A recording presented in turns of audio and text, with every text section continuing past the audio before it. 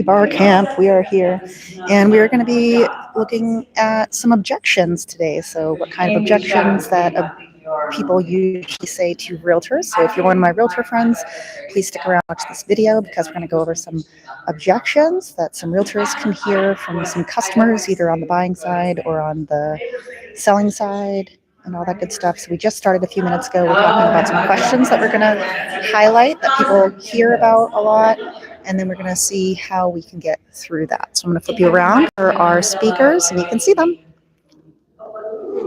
Did you what on Zillow? We gotta make this bigger.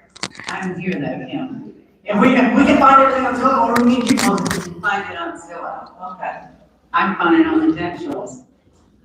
And actually on the pricing one, the pricing objection one, that's actually part of what it's one that Zillow says this. And I'm like, Oh, can I just write down Zillow says? Zillow says. Write down Zillow. I love that. No, it's what Zillow says. Zillow says. I want Zillow says, yeah. Augustine got me answer. I got an answer. Okay, so trying to get a luxury listing, my very first one, and they told me you're too new. You haven't done it before, you have no experience. So like I said, you're new and no experience. No experience with a luxury listing. I've been there. She's got that one, actually. I know she got that one.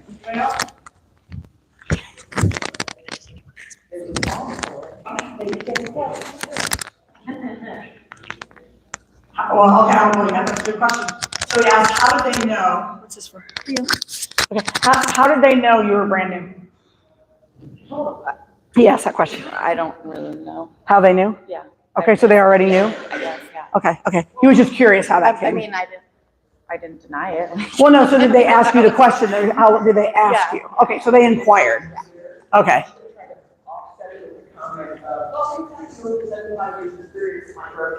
She tried to offset it, but she literally came back with no reviews. And so at that point, I'm honest. I've got 3 years. She's got a good answer. I'm just telling you, I happen to know her repertoire. Okay. Do we want to get started? Okay. So let me just. Yep. So I'm just going to add something here. The best objection handlers, in my experience, are questions. Isolate, ask, go deeper, clarify. In order to do that, there's a wonderful book. It's called Exactly What to Say for Real Estate Agents. It's about $13 on Amazon, cheaper on Kindle. Phil M. Jones, the audiobook is wonderful to listen to as well, because he's going to ask, like, hey, what has your experience been letting your neighbors price your home to sell? Honestly, it's going to make them feel like idiots, but it's not calling them an idiot directly. It's just asking what their experience has been. So if you don't have this book, there's two versions. There's just Exactly What to Say, because he was a sales trainer, that's more broad. And then the one for real estate agents goes a little more granular. But these magic words, these questions, whoever's asking the questions is controlling the conversation. And it's just, that's my 2 cents on this before we dive in. Ready? Because I'm not nearly as qualified as these two. So Alexis, like, come on, right? So let's, Before we get into it, I'm gonna write a book back to Phil Jones that says, I already know exactly what to say to the clients. I don't care what to say to the realtors. Sorry about that. Well, actually, we're doing this as a book club in my office right now, and it's fast and it's easy and it's smart and it's practical. All right, what are we gonna do? So we've got, which one we want to start with? You got fee objection on the listing. I don't know if you want to pose the question. I think you were over here. Well, first of all, I'm just going to say, you better be worth it.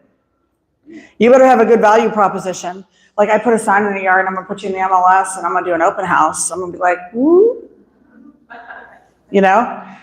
And remember, especially if you've been doing this for a while, that person's paying you for every deal you ever did, every problem you ever solved, every class you ever went to.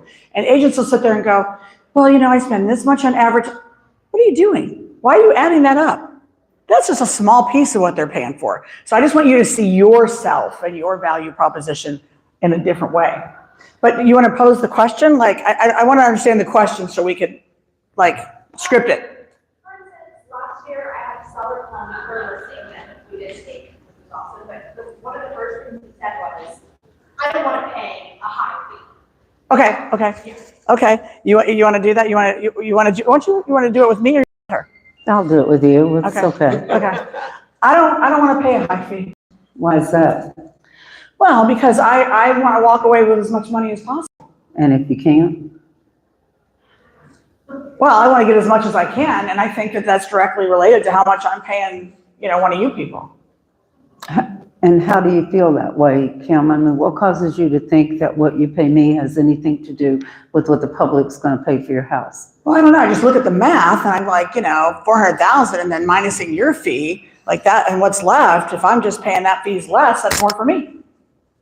That is true. So why have you not considered selling it yourself to save the fee? Well, I don't want to do that. I mean, I want to be able to access all those people. Okay, so would you agree that then there is a fee for that? Well, yeah, but I just want a smaller one. Okay, so there is a guy in South Florida for $400 will just dump your listing in MLS if that's what you're looking for. Well, then why would that be just a good idea? I don't know. Well, I'm just trying to understand, Kim. So I get paid for what I know and what I know how to do. So, you said that you've been 20 years with your company, right? Yes. Do you get the same salary as the new person they hired last month? Well, I better not be. And why is that? Well, because I've been doing this a long time. Okay, so can you then see, since I've closed almost 7,000 units, I've been at it a while. Well, yeah. So would you not agree that it's better to pay the expert than to be practiced on by somebody who might not be as expert at the subject? Well, yeah, I guess. Okay. So is that what you intend to do? I guess I do now. Okay. So 2 things on that. Who was in control of the conversation? Alexis or Kim? Alexis. Why? Never said you were wrong. Never said you was wrong. Just ask clarifying questions. And would you agree? Most people want to agree, right? I'll bet you're a lot like me. People want to be like me. So, and then going to reframing it to Kim's job and her company and her experience and what that value is. That was fun to watch, y'all. That was awesome. Understand that they're just saying this stuff because I tell you that there is a seller school and a buyer school, and it's somewhere out in the cloud. And sometimes I just say to the seller or the buyer, oh my God, there's a school that teaches this somewhere. I haven't found it. Same school that my mother and your mother went to. And I know my mom doesn't know your mom, but I bet you can repeat after me. Why should I wear clean underwear? Because I might get hit by a bus, okay? Understand that as adults, we now know that if we get hit by the bus, it's already gonna be messed up. And my mother always used to say when I wanted to do something and she didn't think I should do it, well, just because Johnny's gonna jump doesn't mean you jump. So I don't know where they learned all this stuff. Again, don't be afraid to step out with that seller and challenge them in a way. So I challenged Kim, but I really didn't challenge her, right? I put her in that position. Would you work for less money? Because if you will, I will. She's never going to say she's going to work for less money because she thinks she's more valuable to her company because of her experience. Well, guess what? So do I. You got a question? I love your analogy and I hope to be there one day. I'm 3 months in, so if I have a seller, I can't use exactly that. Help me with that. Okay, so here's maybe a different way to phrase it. And I will tell you, if you're new and you're taking a listing and you don't know what you're doing, you need to bring somebody in with you. You need to do it with somebody else. These are people's lives and people's money. And there are, in my opinion, there's 5 things that are going to make the difference. And so I would maybe frame it this way, right? They say, well, I just don't want to pay any more than I have to because I want to walk away with as much as possible. I say, you know what, Mr. Seller, I completely understand that. So what you're saying is that the agent you hire is going to determine the difference of what you walk away with. So I'm not talking about the fee. I didn't say that. I said the agent you hire is going to determine what you walk away with. Is that true? Okay. Can I share something with you? Yes. Okay. I think it's important that the agent that you hire can help you properly position your house on the market, on price, so you can get the best price to help you properly prepare your home for the market. They can tell a compelling story so buyers will interrupt their lives and come see your house, that they are skilled at overcoming objections and negotiations. And then at the end of that, they can facilitate it and get it to closing because it's not over until it's over. And in my experience, someone who can't do those things for you will cost you money. So I want to change the bar that they're thinking about. What? This someone is going to help me prepare my home. They're going to help me position my home. They're going to tell a compelling story. They're going to overcome objections and negotiations. They're going to facilitate it to closing. And guys, could you pay someone less money to list your house that couldn't do those things and make a lot less money? Yes, because if you don't prepare your home right, if you don't position it right out of the gate, you're already leading from the back. Right? And if you don't get it right in the beginning, then you go on sale, don't you? You go on the end cap. Nobody wants to be on the end cap. So I think it's a matter of changing what the decision's about. I don't want them deciding about me on price. I want them deciding on me about value. I don't know if that helps at all. All right, so that goes back to what Kim said in the beginning. You set the stage in the beginning, you don't get those objections. That's right. Right? You set the stage up front. I get paid for what I know and what I know how to do, and I'm assuming that's why you called me. Right? Okay, so yes, that is why I called you, but this other agent I spoke to yesterday, she said she would do it for less.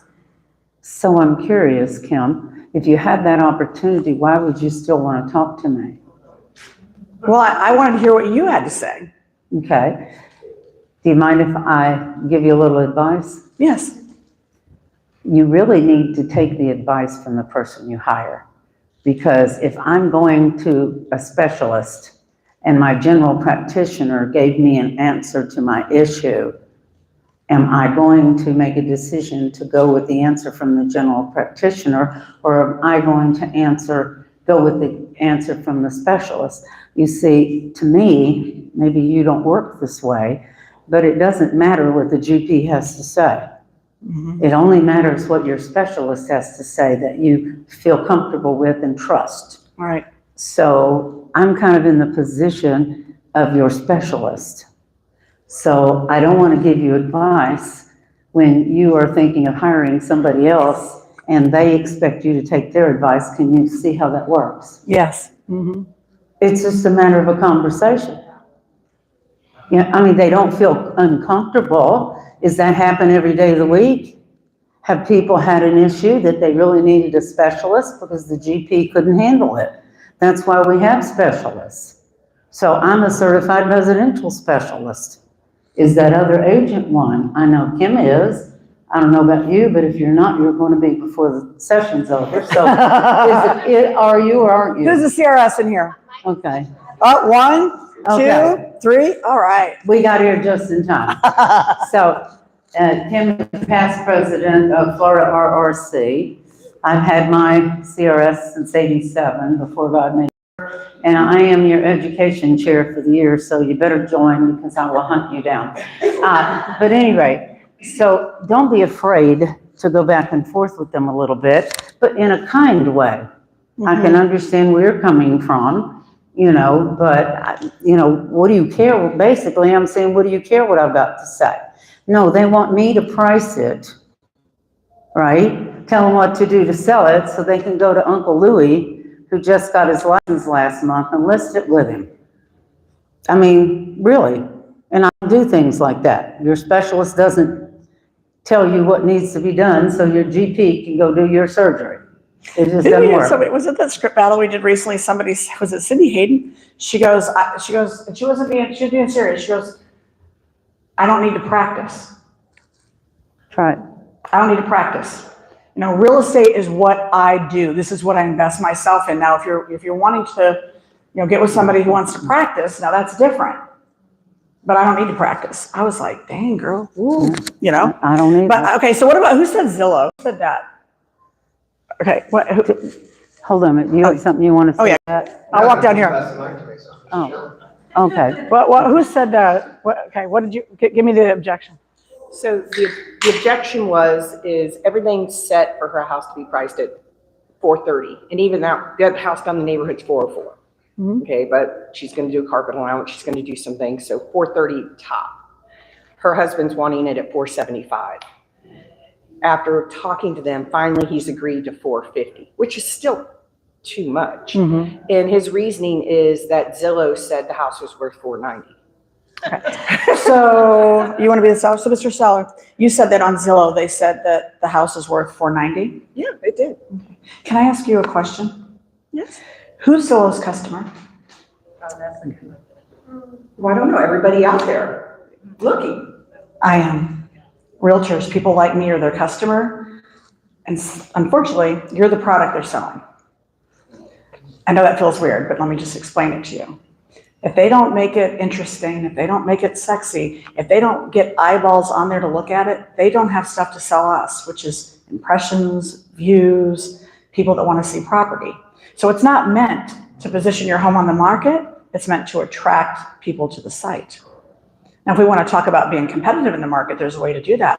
Let's look at your competition and what buyers might see and how many you're competing against, how many are selling each month, and what's the likelihood that if we do this right, we'll sell in the next 30 days. Can I show you that? Yes. Okay. I'm just letting you guys know, and maybe you don't do it that way, but Zillow is selling them. And I think you need to tell them that Zillow is selling them. They're not, they think they're the customer. They're not. We're the customer. Do what? And you can also ask them, like, I'm curious, who from Zillow Here you came go. to your property? Here you go. Come up with that. Alexis? Alexis? Exactly. Like, it's a valid question, like, who from Zillow came and like looked at the condition and the carpets and the finishes, who from Yeah. Zillow? Not It's to an mention, algorithm. It's not, you know, you can point to stats about Zillow and how often estimates are off and everything else. So before we list a property, we print the estimate. yes, that's what I was getting ready to say. Because as soon as it goes on market, guess what's gonna happen? As estimate, gonna go whoop, right to the list price. So. Screenshot both of those and put them in your consultation so they see what happens like that. So that's, you know, we sell above those estimates, we sell below. It's Don't just have a my back matter to you of- guys. I'm trying You not to have gotta my get to that level of trust with them, that here's what buyers are paying for homes, based on what is selling and your competition that is not selling. The That thing, help? the thing I say and I share with them is, you know, two things I'd like to share with you about Zillow. Is that okay? Now, I want you to know I ask for permission. When I get permission, then whatever I say then is going to be okay. They're not offended. All right. So I say, did you read the story not too long ago where the owner of Zillow used the algorithm to list his own house? And did you read what he really got for it, which was like 40% less. yeah, less than what the algorithm said. Google that if you haven't. So that's my first thought. My second thought is if Zillow is correct, and this is the all be all, I wonder why the buyer's lender is going to send an appraiser to your house to appraise the property, because they don't trust Zillow. And if the lenders don't trust Zillow to loan money to the buyer to buy your house, why would you want to trust Zillow to help you set the price? When, as was said, I don't think Zillow's ever been to town. I don't think they've looked at anything here. And there's a saying called real estate is local in nature. Zillow's in the cloud somewhere. It's an algorithm. They drop down a protractor and they draw a circle. And that's how they come up with a price. Well, this happened to me a while back. I happen to own a rental house in a very nice neighborhood. The lady catty corner across the street wanted to sell. She's got a 1,750 square foot, 3-bedroom, 2-bath. I have a 2,000 square foot, 4-bedroom, 2-bath. We are right across the street catty corner. Her Zillow's estimate was higher than my house. Why? Because she backed up onto a neighborhood where the average sale price was $700,000.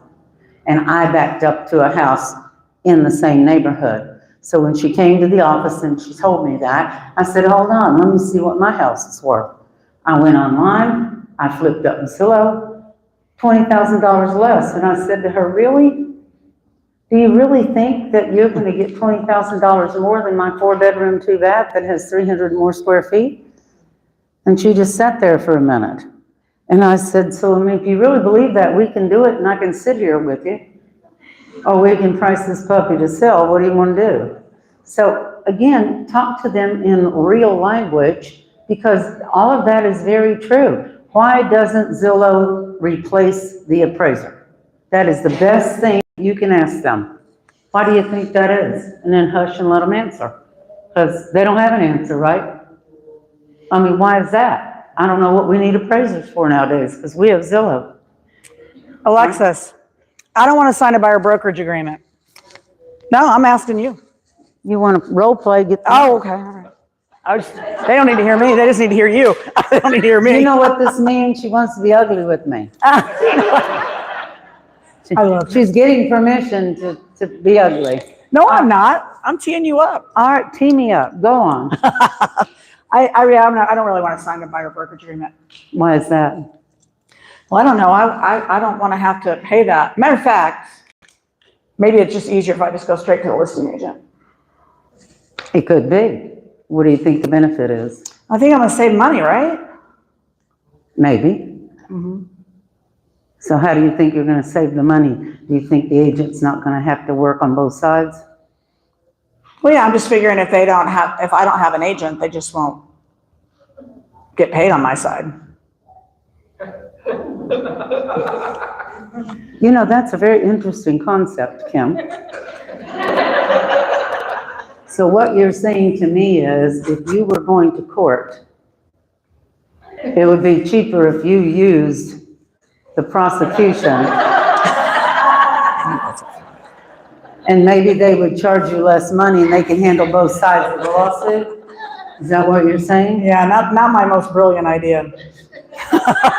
Because it sounds to me like that's what you're saying, right? Think about that, you guys. That's what they're saying. Isn't that like when you put it in those terms, you're like, what? I mean, isn't that the way it is? Now, in all honesty, we're in the state of Florida. Anybody here not in Florida? Okay, we're transaction brokers. We represent the transaction. We don't represent anybody. Lawyers get to represent somebody. So another thing I would go back with is to say, that's interesting you feel that way, Kim. If your employer thought you did a good job, but felt like you could do it for less money, how would you feel about that? Would you still want to be in that employment? Well, no. Okay. So you want help and you need expertise. I think that's what you're here for. Right? But you don't want to pay for it. Don't you love that? On the other end, I'm always like, yeah, I'm just like the stupid buyer. I'm like, yes, that's what I said. I don't mean it. Alexis, please still work with me. You know? But again, all you need to do, if you ask enough questions, which, you know, you're absolutely right. If you ask enough questions, they will get to where they cannot logically answer. And once that happens, they're backed into a box that they can't get out of. There's no comeback from that because she said she wouldn't work for nothing, right? That's what she told me. So I'm wondering why you think I should, you know? I'm going to say for this, don't be afraid. Don't be afraid to ask questions for people to own the things they say. Correct. Right? She's just like, basically, help me understand. Would you? Right? Help me. Can you explain whatever? The other thing is that sometimes somebody told them to say these things. Yep. Right? They heard it, they saw it on the internet, they read a book on how to buy a house, and this is what you do to buy a house, I guess. And, I do not mind saying that I get paid. Get off that, people. Your CPA gets a professional fee. I drop the word commission. I get paid a professional fee. I get paid for what I know and what I know how to do. Right? One time I said to a buyer, and I have said this to the seller before, would you prefer to work with me to give you my expertise, or would you prefer to be on the other side of me working with the seller? Where do you think is best for you to be? Same thing with the seller. It's okay, go list with Joe. I'll probably have the buyer because I've sold more houses in this neighborhood than anybody else. And so do you want me on the other side or do you want me on yours? There you go. Okay. And this is pretty much the same thing, like, why do I need an agent? Everything's on. As a buyer.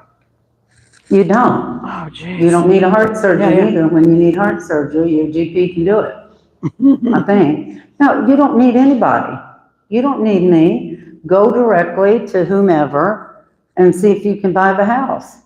Unfortunately, somebody somewhere in the big sky out there changed our rules in August of 2024.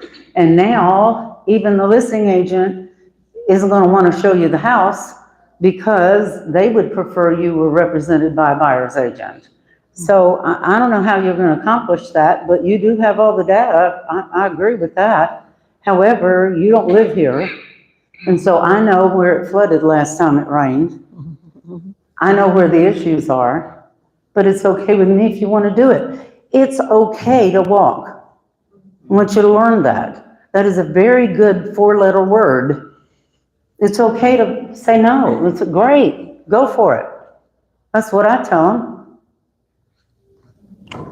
Well, everything isn't on Zillow. Somebody, Yeah, you wrote, depending okay. on the Yeah, I was gonna go away. I was looking at what this May says. not be on Zillow. So if you can point to off-market deals that you've done, leveraging your relationships in the market, on the luxury market, I mean, Jacksonville, a lot of them do it, several don't. There's some markets outside of Jacksonville where the best inventory is never seen. Correct. So that's an easy counter to that. It's like, especially if you have I live the feel, felt, found. I can see why you feel that way. What I have found is we had a buyer very much like you, was looking for a specific neighborhood. We actually did our work, went into treasure hunting mode and found them a home that was not on Zillow or on the MLS. Would you not want those opportunities? In fact, I just sold one. Pardon me? Don't you want to smell it? She said, don't you want to smell it? They can smell a Smell house. the house through Zillow. Right, but she could call a listing agent though, is what I'm saying. Like I want to position it where I delivered a result that I have a feeling you might be interested in. Now, most things do happen on market, but nobody wants to miss out on the thing, right? I was gonna say, knowledge is power too. You need to have information so that you can tell people some of the things they don't know. Like, and say, I understand, you're absolutely right as far as the properties that are available and what they're priced for. Can I ask you a question? What is your familiarity with the difference between homestead and CDDs and how CDDs are paid in advance in the fiscal years where taxes are paid in arrears? I don't know if that's something you're, comfortable with, or insurance, or the flood insurance is going to be changing in 2 years, and where do you go to find, you guys are paying attention to that, right? You know how to check that for your buyers? That's going to be changing in 2 years, and people end up buying a house, and in 2 years, it's going to be, and you can look that up right now. You can look up right now what it's going to be rezoned in 2 years. But begin to say, are these things that anyone's taken the time? Has anyone taken the time just to explain the difference between a CDD and HOA? Has anyone taken the time to talk to you about portability or homestead? Or just ask them questions. Has anyone taken the time? And say, these are the kind of things that my customers value me for in the transaction. But they don't know what they don't know, because if they think all it is I just make a phone call and just go write an offer, and negotiating on your behalf. It's what Alexis said. You know, you're going to hire the prosecution. You're back to the same thing. Who would you want to represent you, right? Now, use real world experiences if you can. So when they go through that with me, I say, oh my God, do you remember the landing on the Hudson? Yeah, Captain Sully. How many pilots do you think, experienced pilots out there, could have made that landing? Oh, that one, yeah. They all have pilot's licenses. But the people on that plane were blessed that they had the right pilot. He had that experience before. He'd been through that before in the military. He understood what it took to get that plane down safely, and he did so. Gotta do her. So I want you to think about that when you're thinking about whether or not you want to work with an agent that knows what they're doing. I can land the plane. I'm not too sure about everybody else, but I can tell you I can land the plane. Alexis, can you stay on that topic? I want to go back to your question. Again, to kind of teeing you up here is, so Alexis, I really like you. You're nice, you're great, but you're really kind of new. And I think I probably need to go with somebody a little more experienced. May I tell a story? Yes, ma'am, that's fine. Brand new agent, never sold a house before, lived in Gulf Breeze, Florida, which is across the bay from where Pensacola is. My broker opened a new office, which was 35 minutes at least from my house, and said, that's the only place I have for you. And I went, okay, because new agents will eat dirt and think it works. So I'm in the new office, and oh my God, I'm on floor duty. Anybody do floor duty? Phone call rings, and this guy says, I want to know about this house in the ad, this little white house, 3 bedrooms, 2 bath in Myrtle Grove. And so I didn't know where Myrtle Grove was. So I said, just a moment, I'll pull that file for you. So I go to the secretary and I go, oh my God, Jane, look at this house we have listed in Myrtle Grove. Can you get the file for me? And the manager was standing there, and I said to him, Jerry, where is Myrtle Grove? He goes, Alexis, shut up and get on the phone. You're standing in the middle of Myrtle Grove. Okay, fast forward, I gave him the answers. The house was not what he was looking for, which is perfectly normal. And I said, I can help you find a house. Okay, great. Do you have to sell a house before you buy? No. Great. We go off, we look at property, we find the perfect house. Then he says to me, well, okay, now I want to list my house. But I've already told you I'm going to list my house with a seasoned agent. He goes, we like you, but you're new. And I go, yep, sure am. Will you do me a favor though, since you like me? Can I do a market analysis and come out and visit with you? At least I get some practice. And he said, oh, absolutely, we'll do that. But you understand we're not listing the house with you. And I said, that's fine. I need practice. I go to the house. He'd already visited with some agents. I do my market analysis and I say to him, so how far off am I with the statistics I brought as compared to the other agents? He goes, no, you're right on point. I go, oh. But he says, I told you that I'm going to pick a seasoned agent. I said, I understand. Do you mind if I ask a question? He goes, no. I said, well, you told me you've been working for Monsanto for 25 years. He said, yes. I said, did you go there right out of college? Or did you transfer from another job? And he said, I went there right out of college. I said, you've been there 25 years? He said, yes. I said, somebody took a chance on you, right? And I didn't say another word. He just sat there. I said, I'm only asking you to give me the same opportunity that somebody gave you a long time ago. So when they ask you that question, everybody was new somewhere, right? Somebody took a chance on you and you performed. I'm asking for that opportunity, and guess what? He listed a house with me. So don't be afraid. I love that story. Right? The other thing is you're new. Alexis sells too many houses. She don't have time for you. I got more time than Godzilla. I'm here. I can work for you. So use whatever, but if you can always go back to where they started. Somebody took a chance on you at some point in time. I'm only asking you to do the same. That's good. Did that help you? Okay, cool. You know, you think of, you know, she was mentioning, find what yours is. If someone says, well, you know, you don't list houses in this price range. So you're absolutely right. You know, I work with buyers in this price range, and I said, why am I not selling houses and listing houses in this price range? So what did they hear? You have what? Buyers. Right, right. You're absolutely right. I realize I work with buyers in this price range. I need to be listing houses in this price range. And that's why I'd love to list your property. I feel comfortable working with you. Do you feel comfortable working with me?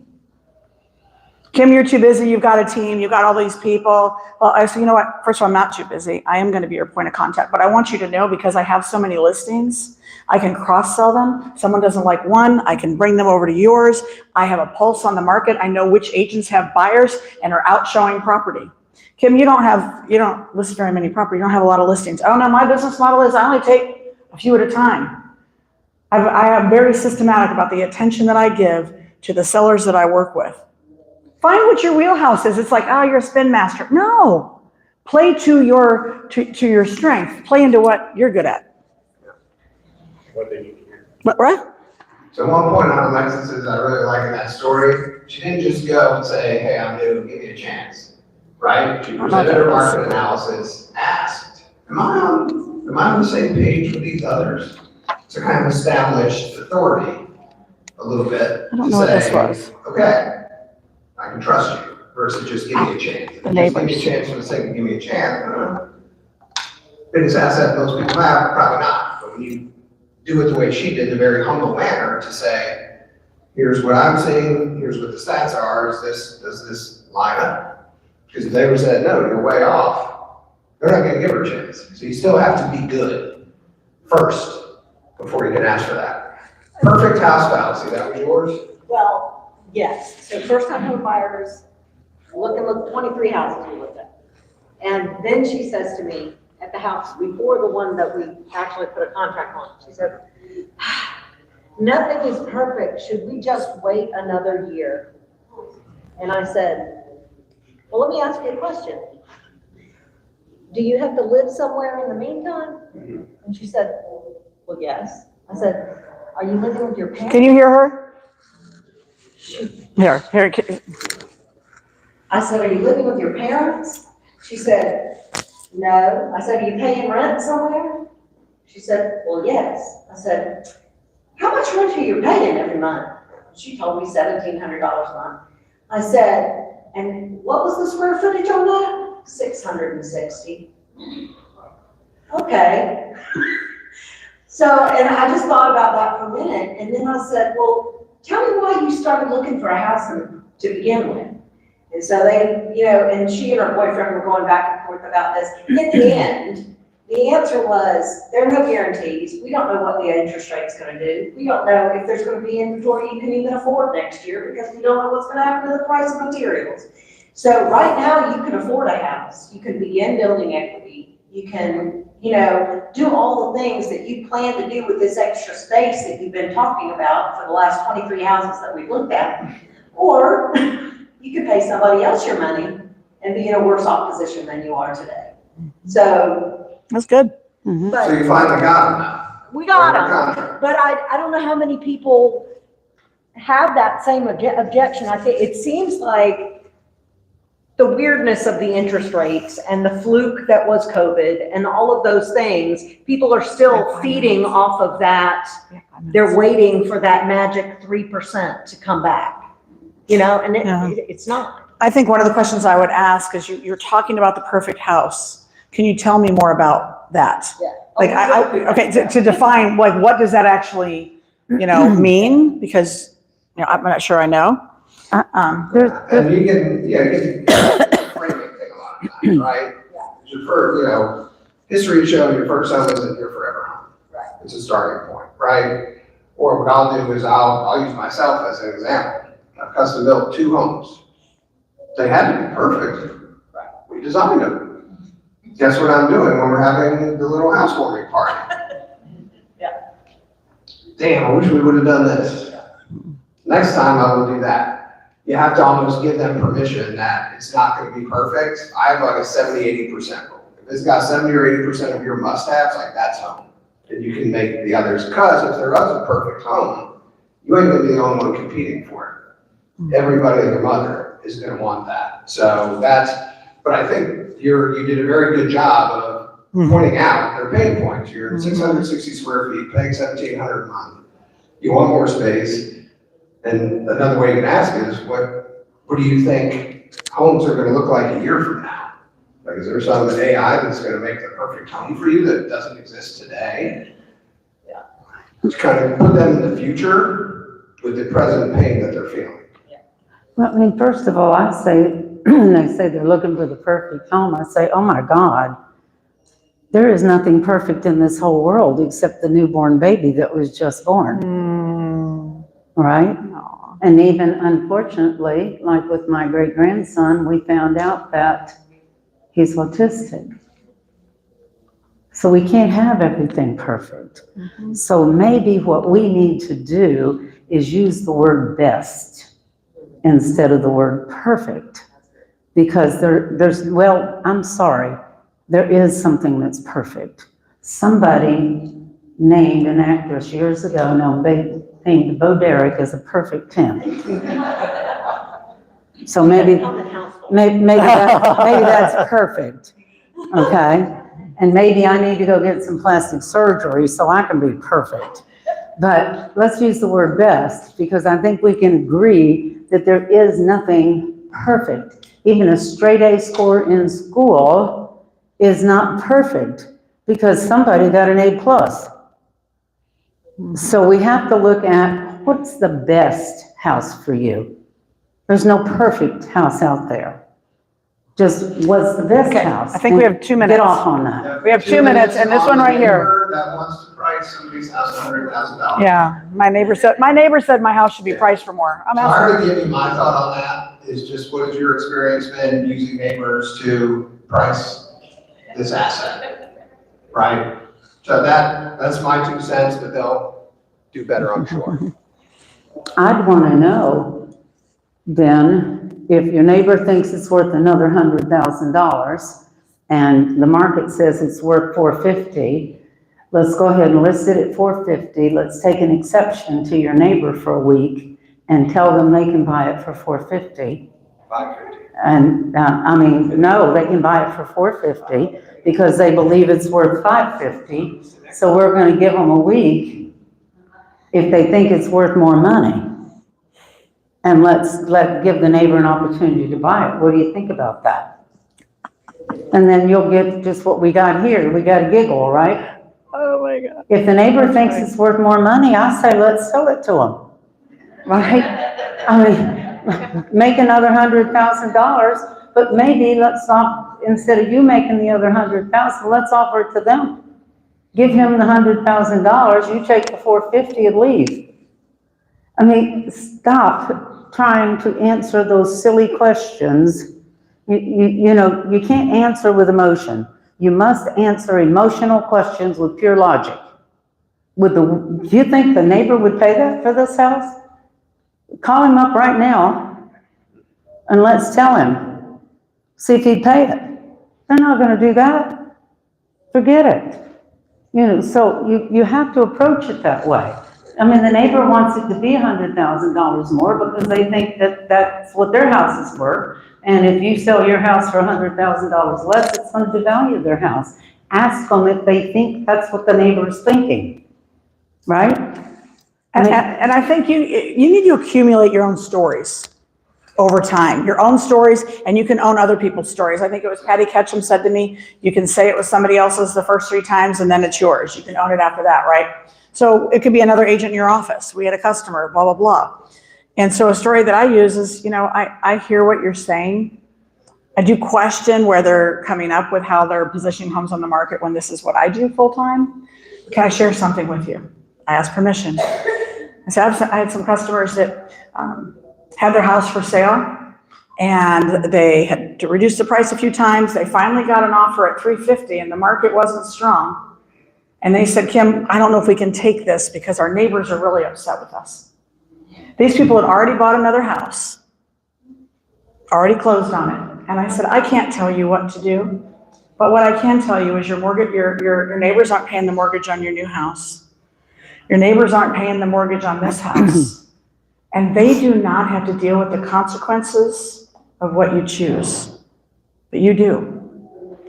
And this offer's in front of you. And I always say real estate's like playing the roulette wheel. You're at the wheel right now. You have $350,000 and you can cash in and walk away. Or you can go all in and spin the wheel. I'll support whichever decision you make. You just need to be okay with the result. Let me know what you want to do. And I'm gonna tell you, they decided to sell, and that exact same floor plan on that same street, the next one that sold for $305. And they looked back and they said, thank God we took that. But I think you need to make people understand that someone's putting something on them that doesn't have to see the consequences, have them face their own risk aversion and what they're willing to do or not do, and then own the decision they make and give them permission to do it. Don't pressure people. Can I tell my story about Mr. Brown? Oh, yes, okay, guys, this is a good one. Can she tell you one more? This is when the seller says, I am not in a hurry to sell my house. Don't push me, I'm not in a hurry. Every seller says, I'm not in a hurry and I don't want to give it away, right? Mm-hmm. So I say to the sellers, oh my God, can I tell you the story about my Mr. Brown? Mm-hmm. So I got a call from a 90-year-old gentleman who wanted to sell his house. In Gulf Breeze, our highest per capita income, he had a 4-bedroom, 3-bath house with a pool, woo-hoo. This puppy's gonna sell. Best school system in the world. His wife died 15 years earlier, and the decorating stopped with time. He was well taken care of. So we get back to the table after Gilligan's Island tour, and after I ask him a few questions, well, why are you selling, Mr. Brown? Are you going to the retirement home? He goes, no, there's too many old people there, but there's a new apartment down the road, and I'm gonna get me one of those new apartments. And I went, great. So in order to accomplish that goal, then we need to price this thing to sell. And he goes, well, I see where the prices are, and he wanted $40,000 more. And I said, well, you know, Mr. Brown, it doesn't work that way, right? Because first of all, we have to sell this price to the buyer, to the buyer's agent, to the appraiser, and to this underwriter who sits in an ivory tower in Des Moines, Iowa, and can change the appraiser